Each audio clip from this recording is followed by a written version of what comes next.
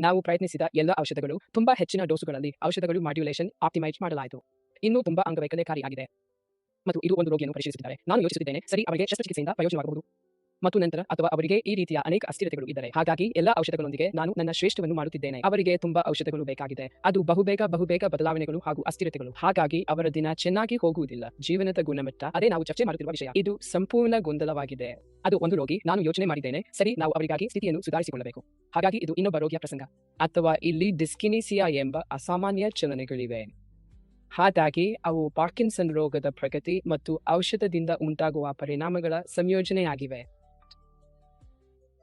ಇದರಲ್ಲಿ ವಿಚಿತ್ರವೆಂದರೆ ಈ ಚಲನೆಗಳು ರೋಗಿ ತನ್ನನ್ನು ಅತ್ಯಂತ ಉತ್ತಮವಾಗಿ ಅನುಭವಿಸುವಾಗ ಸಂಭವಿಸುತ್ತವೆ. ಸರಿಯಾದ ರೋಗಿಯನ್ನು ಹುಡುಕುವುದು ತುಂಬಾ ಮುಖ್ಯ.